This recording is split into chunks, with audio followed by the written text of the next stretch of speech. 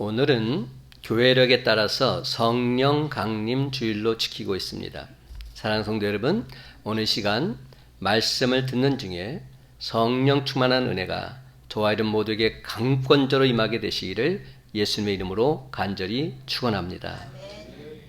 오늘 함께 나눌 말씀의 제목은 성령이 임하시면입니다. 다 같이 함께 따라할까요? 성령이 임하시면. 여러분, 이스라엘 백성들에게는 3대 절기가 있습니다. 애굽에서 430년간 종살이 하다가 하나님이 강권적인 섭리로 해방의 기쁨을 얻게 된 날을 기념하는 유월절이 있고요. 광야길에서 초막을 짓고 하나님의 돌보심을 생각하며 감사드리는 초막절이 있습니다. 그리고 유월절 이후 50일째 되는 오순절이 그것입니다. 예수님께서 부활하신 목도했음에도 불구하고 물고기를 잡으러 떠났던 제자들, 한마디로 모양만 제자였던 그들이 진정 예수님의 제자로 거듭난 터닝 포인트가 과연 언제가 되었을까요? 그것은 바로 그들이 성령을 체험하고 나서부터입니다. 예수님이 승천하기 직전에 마지막 주신 말씀을 믿고서 120문도가 오순절날 다락방에 모여서 오로지 기도에 힘쓸 때에 성령이 바람같이 임함으로 비로소 그들은 주님의 제자로 거듭나게 된 것입니다.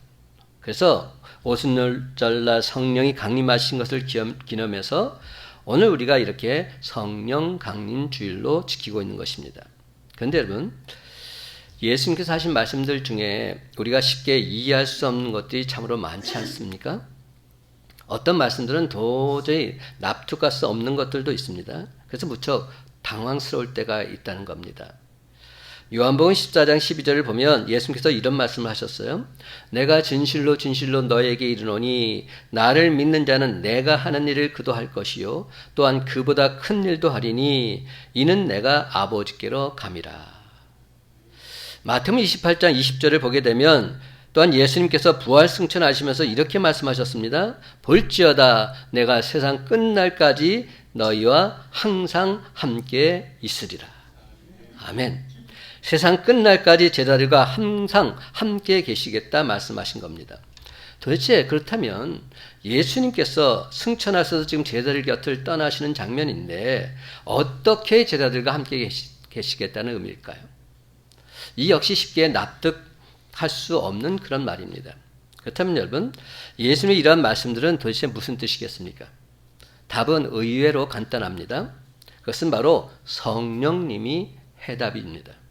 요한복음 14장 16절은 말합니다. 내가 아버지께 구하겠으니 그가 또 다른 보혜사를 너에게 주사 영원토록 함께 있게 하리니 그는 진리의 영이라. 또한 요한복음 15장 26절 내가 아버지께로부터 너에게 보낼 보혜사 곧 아버지께로부터 나오시는 진리의 성령이 오실 때에 그가 나를 증언하실 것입니다. 그런데 여러분, 이 두 구절에서 생소한 단어가 하나 나오죠. 어떤 단어가 나옵니까? 예수님께서 성령을 가리켜서 보혜사라 부르십니다. 제가 성령 강림주일마다 이 보혜사에 대한 의미를 설명했던 기억이 납니다. 보혜사를 한자로 보혜사라고 하는데 이 보자가 무슨 보자일까요? 보자? 보호한다는 보자입니다. 해자는 무슨 해자일까요? 은혜 해자입니다. 사자는 스승사자입니다. 지난 15일이 스승의 날이었잖아요. 이게 여러분들이 저에게 주신 선물입니다. 넥타이. 이게 스승의 날 제가 여러분한테 받은 선물입니다. 여러분, 이 보혜사란 말은 은혜를 베풀어 주시는 선생님 이런 말입니다. 이는 헬라어로 파라클레토스로 소개 되는데 이 단어의 뜻은 파라클레토스는 위로자, 돕는 자 이런 뜻입니다. 옆에서 위로해 주는 사람, 옆에서 도와주는 사람 이런 뜻입니다. 파라가 바로 바이, 옆이라는 뜻이 있으니까요. 예수님께서는 성령을 주술적이거나 마술적인 힘이라고 말씀하지 않으시고 인격자로 소개하고 계십니다. 인격자가 아니고서야 어찌 위로자, 돕는 자가 될 수 있겠습니까? 천지를 창조하신 성부 하나님께서 인격자이시듯이 십자가에 못 박히심으로 우리를 구원하신 성자 예수님께서 인격자이시듯이 성령 하나님 또한 인격자이십니다. 그러므로 우리는 성령 하나님을 인격적으로 만나야 합니다. 다시 말해서 인격자이신 성령 하나님과의 사귐을 통해서 그분의 인격을 닮아가야 하는 것입니다. 그분이 우리를 인격적으로 위로하시고 도우시는 것처럼 우리 또한 남을 위한 인격적인 위로자, 인격적인 돕는 자로 성숙해 가야만 합니다. 보혜사 성령이 오시면 예수님께서 말씀하신 이런 일들이 이루어질 것이다 말씀합니다. 그렇습니다. 그 성령이 오시면 우리 심령 가운데 임하시게 됩니다. 그 성령은 하나님의 영이시기에 항상 우리와 함께 계실 수 있으십니다. 그 성령은 예수의 영이시기에 예수님은 떠나시지만 영으로 다시 임하셔서 제자들과 함께 항상 하실 수 있는 것입니다. 게다가 성령이 오시면 우리가 예수 그리스도의 능력을 덧입게 됨으로써 예수님이 하신 일들을 행할 수 있고 또 예수님께서 우리를 통해서 공생의 기간 동안 하셨던 일보다 더 큰 일도 할 수 있게 되는 것입니다. 그리고 실제로 예수님이 부활 승천하신 뒤에 성령이 오셨습니다. 예수님께서 말씀하신 그대로 제자들에게 놀라운 일이 일어나게 된 겁니다.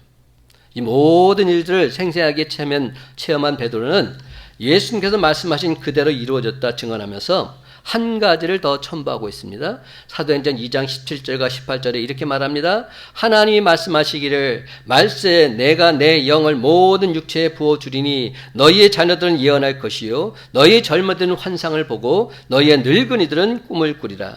그때 내가 내 영을 내 남종과 여종들에게 부어주리니 그들이 예언할 것입니다. 여러분, 이는 바로 오늘 본문 요엘서의 말씀이기도 한 겁니다. 요엘서 2장 28절, 29절, 30절 말씀 다 같이 한 목소리 읽어보기를 원합니다. 28절, 29절, 30절 시작. 그 후에 내가 내 영을 만민에게 부어주리니 너희 자녀들이 장래일을 말할 것이며 너희 늙은이는 꿈을 꾸며 너희 젊은이는 이상을 볼 것이며 그때 내가 또 내 영을 남종과 여종에게 부어줄 것이며 내가 이적을 하늘과 땅에 베풀리니 곧 피와 불과 연기 기둥이라. 아멘. 그렇습니다. 성령 충만을 체험한 이들은 한결같이 놀라운 이적을 체험하고 있습니다. 여러분, 불치의 병이었는데 성령 받은 사람들이 기도하다가 치유되는 기적, 신앙인이라면 그 누구도 부인하지 않을 것입니다. 한 번은 교회에 처음 나온 한 사람이 목사님을 찾아서 이렇게 질문하더랍니다. 하나님은 예전에는 많은 기적을 일으키셨는데 왜 요즘에는 잘 볼 수가 없는 거죠? 그를 바라보던 목사님 이렇게 대답하셨답니다. 하나님은 매일같이 기적을 행하십니다. 그런데 사람들이 너무 바빠서 그것을 바라볼 여유가 없는 겁니다. 여러분, 우리는 늘 언제나 기적 속에서 살고 있습니다. 그렇다면 진짜 기적이 무엇일까요? 성령이 임하게 되면 진짜 기적이 나타나게 되는데 그것은 바로 변화되는 것입니다. 그것도 다른 사람의 변화가 아니라 내가 변화되는 겁니다. 나 자신이 변화, 성령이 임하게 되면 나 자신이 변화되는 것, 이것이 진짜 기적입니다. 물론 기적이라고 하면 과학적으로 증명되지 않은 초자연적인 어떤 사건을 말합니다. 그러나 진정한 기적은 내가 변화되는 것입니다. 어떤 사람이 말하기를 예수님께서 행하신 기적 중에서 최고의 기적은 제자들을 변화시킨 것이라 말합니다. 베드로는 진흙에서 반석이 되었고 요한은 온 마을을 불사르자고 말하는 과격한 성품의 사람이었는데 사랑의 사도가 되었습니다. 여러분, 사람을 변화시킨다는 것 쉽지 않습니다. 특별히 나 자신의 변화야말로 대단한 기적입니다. 이는 힘으로 되지 않고 능으로 되지 아니하며 오직 성령으로만 가능하다 말씀하십니다.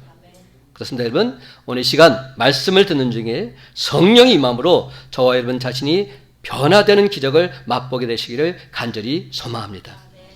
그런데 도대체 저와 여러분이 무엇이 변화되어야만 할까요? 변화되어야 되는데 분명하게 변화될 것이 있다는 겁니다. 첫 번째, 나 자신의 가치관이 변화되어야 합니다. 내 가치관 바뀌어야 한다는 겁니다. 마음이 달라지지 않았는데 다른 금옷이 잘 될 것 같습니까? 성령이 임하면 이것이 달라집니다. 예전에는 친구가 우선이었고 가족이 제일이었는데 지금은 예수님이 제일이 되었다. 그것이 변화입니다. 억만금을 주어도 그것을 사용하고 나는 예수님을 위해서 살다가 죽으리라, 이러한 자세로 살게 되었다면 그것이 변화입니다. 두 번째, 내 말이 변해야 합니다. 내 말이 변해야 한다. 신앙인들이 무엇으로 상처를 받습니까? 주로 말로 상처를 받습니다. 말 한마디 잘못해서 상대방의 가슴에 비수를 꽂는 일이 생깁니다. 성령이 임하면 방언을 하게 됩니다.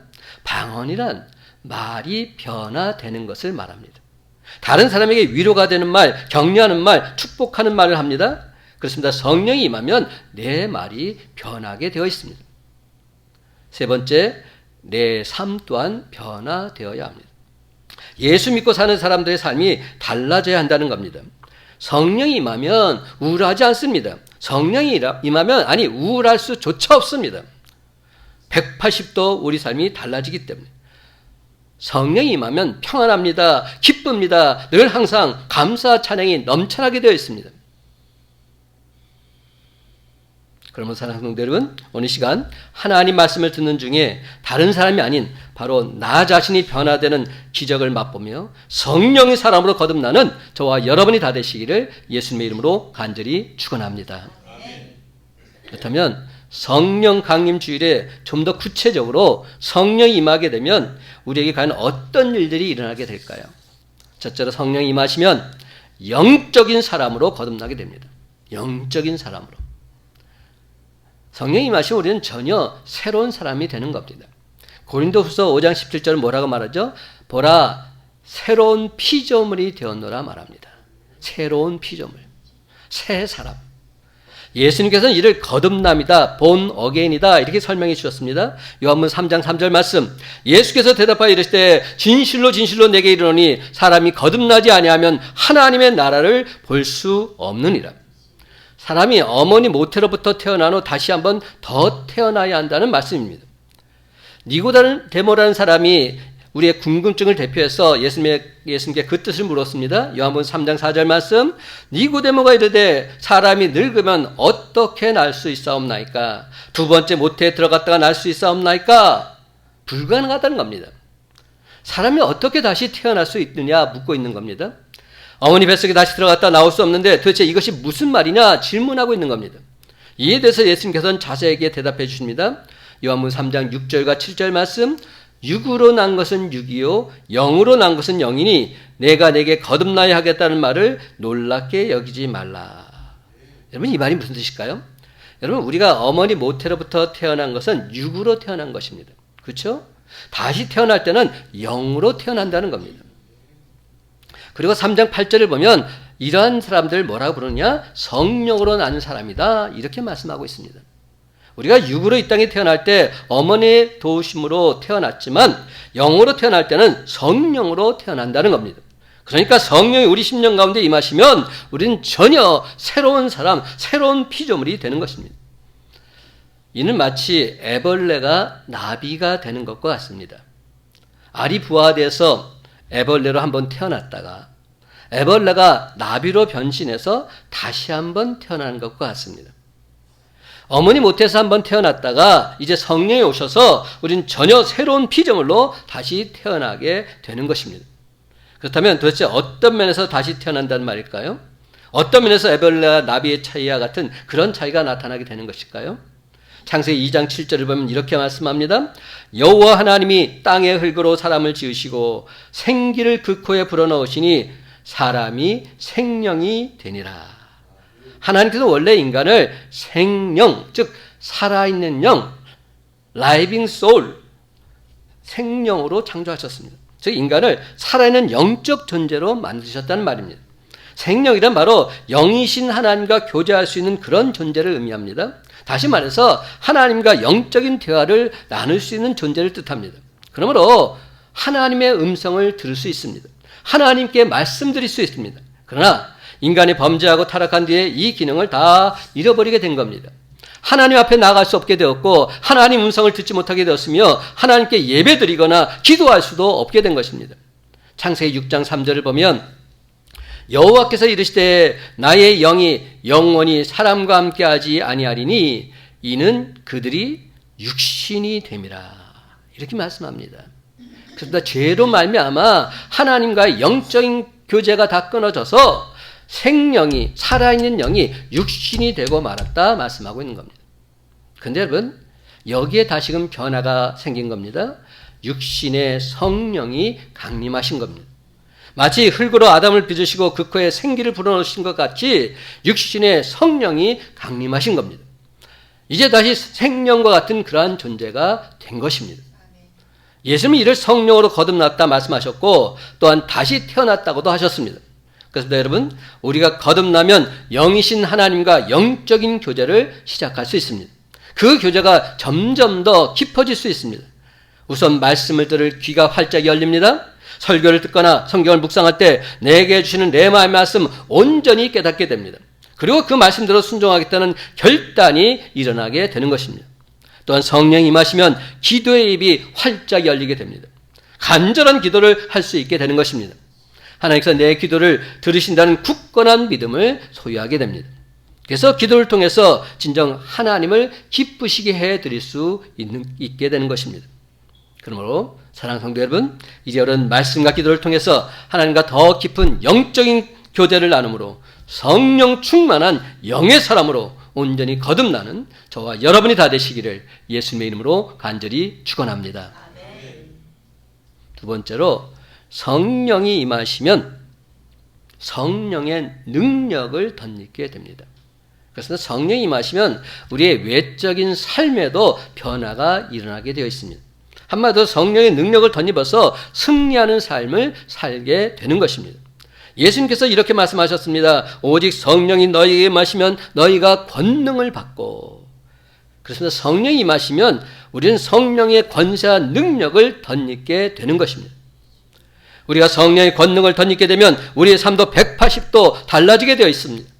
그렇다면 우리 삶에 도대체 어떤 변화가 일어나게 될까요? 우리 삶이 어떻게 달라질까요? 우리는 예수님의 공생애 안에서 그 답을 찾을 수 있습니다. 마태복음 3장 13절 이하를 보게 되면 예수님께서 세례 요한에게 세례 받으시는 장면이 나옵니다. 16절을 보면 예수께서 세례를 받으시고 곧 물에서 올라오실 때 하늘이 열리고 하나님의 성령이 비둘기같이 내려 자기 위에 임하심을 보시더니 이렇게 기록되어 있습니다. 그렇습니다. 예수님께서 성령을 받으셨습니다. 바로 뒤 4장에 보면 예수님께서 40일 금식하신 뒤에 마귀에게 시험을 받으시는 이야기가 나오고 있습니다.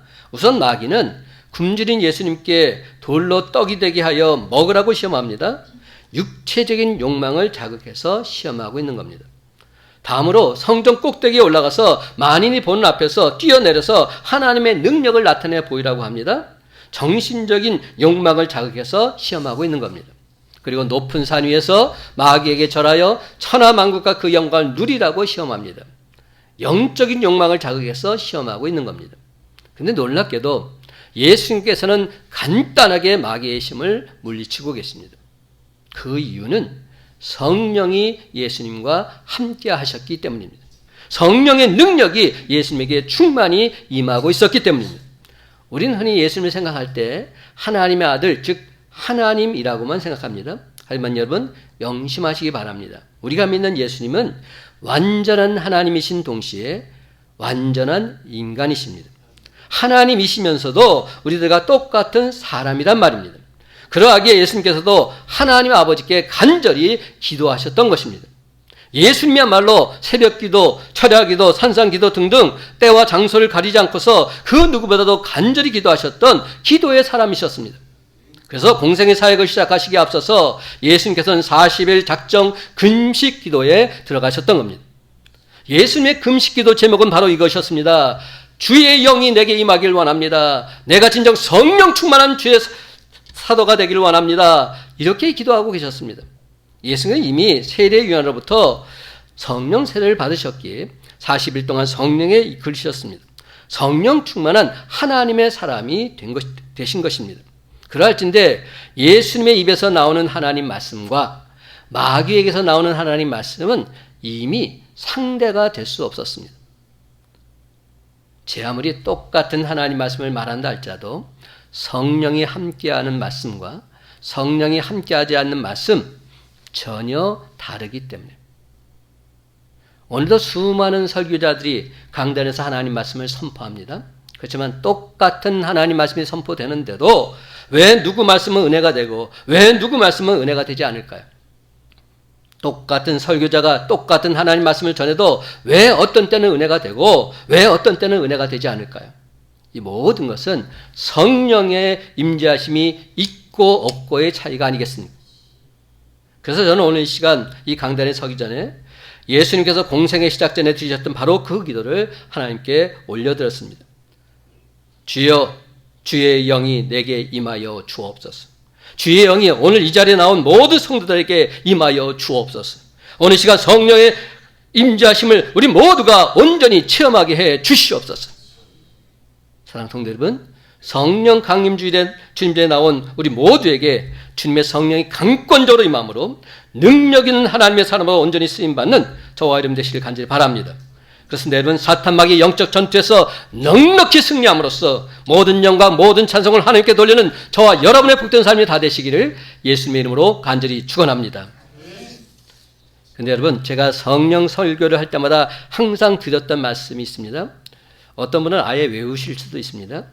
장기섭 씨가 쓴 책에 보면 책의 제목이 이런 책이에요. 삶은 풀어야 할 문제가 아니라 경험해야 할 신비다.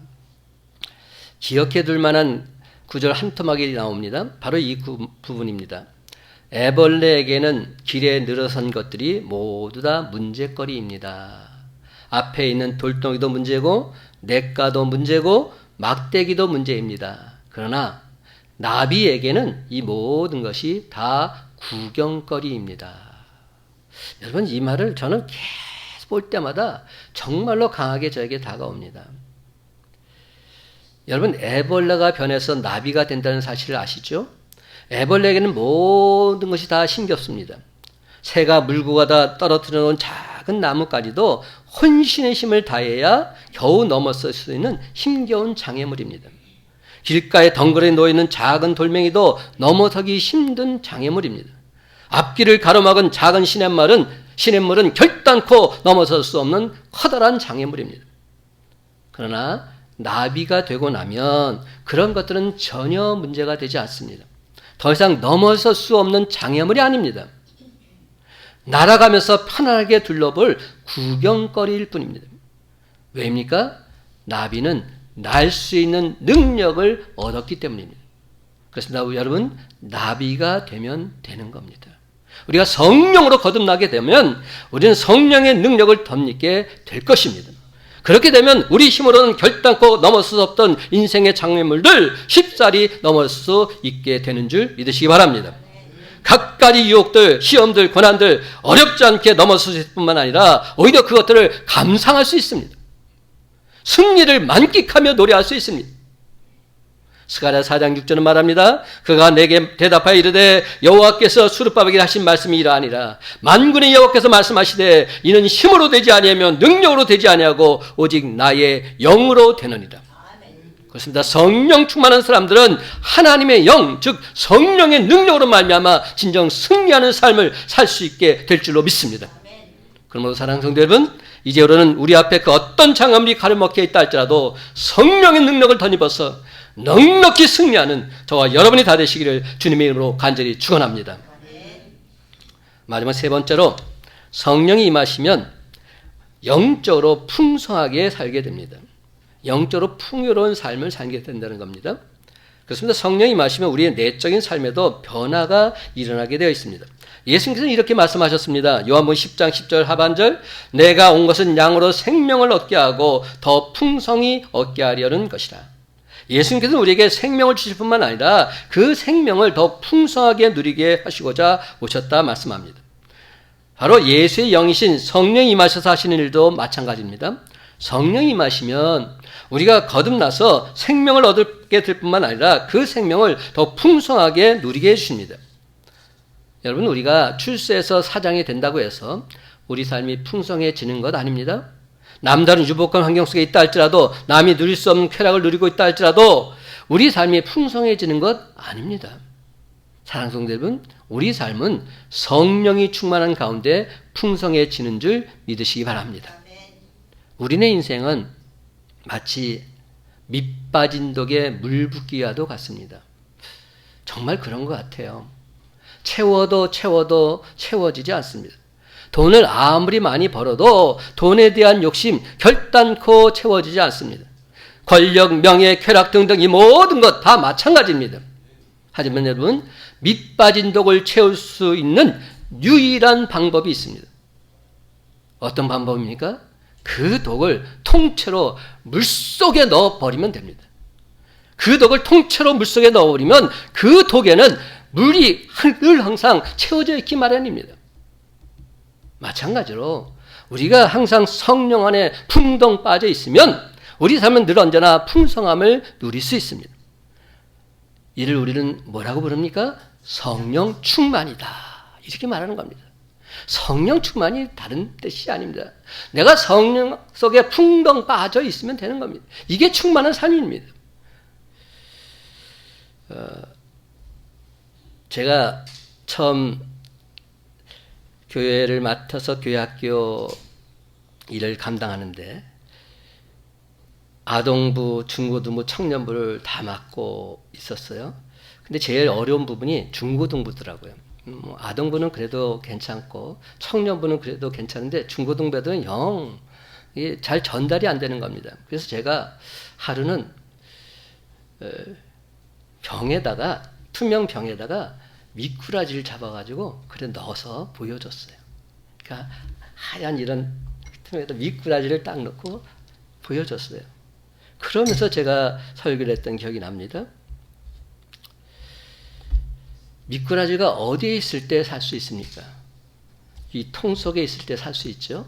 아니, 정확히 말하자면 물 속에 있을 때 자유롭게 헤엄치면서 생명을 유지할 수 있습니다. 근데 그 미꾸라지를 물 속에서 꺼냈을 때는 그만 얼마 못 가서 힘을 쓰지 못하고 기력을 다 잃고 마는 겁니다. 하지만 다시 그 미꾸라지를 통 속에 넣었을 때는 활력을 되찾고는 언제 그랬다는 듯이 힘차게 물 속에서 뛰어노는 겁니다. 제가 그것을 한번 시연을 해봤어요. 미꾸라지를 딱 빼내니까 얘가 좀 있다가 그냥 맥을 못 치더라고요. 근데 다시 꺼내가지고 딱 집어넣으니까 막 신나게 헤엄치는 겁니다. 여러분, 이와 같은 물의 역할이 바로 성령님께서 하시는 일입니다. 그러면 여러분, 우리는 늘 항상 성령님 안에서 힘차게 뛰어놀면 되는 것입니다. 사도 바울을 통해서 우리에게 주신 하나님 말씀이 여기 있습니다. 데살로니가전서 5장 16절부터 22절 말씀 제가 있습니다. 항상 기뻐하라, 쉬지 말고 기도하라, 범사에 감사하라, 성령을 소멸하지 말며 예언을 멸시하지 말고 범사에 하려 좋은 것을 취하고 악은 어떤 모양이라도 버리라. 여러분, 성령님이 소멸되지 않고 늘 항상 성령 충만한 삶을 지속하는 비결에 있어서 이것보다 더 좋은 방법은 없습니다. 항상 기뻐하라, 쉬지 말고 기도하라, 범사에 감사하라, 예언을 멸시하지 말라. 예언이 뭡니까? 하나님 말씀을 멸시하지 말라는 겁니다. 악은 어떤 모양이라도 버리라. 이제 말씀을 맺습니다. 사랑하는 성도 여러분, 늘 항상 예수 그리스도 안에서 하나님 뜻대로 살고자 애쓰고 힘쓰면서 구원의 복된 소식과 영생의 기쁨을 온 세상에 힘차게 증거하면서 살아가는 성령 충만한 주의 제자들이 바로 저와 여러분이 다 되시기를 예수님의 이름으로 간절히 축원합니다.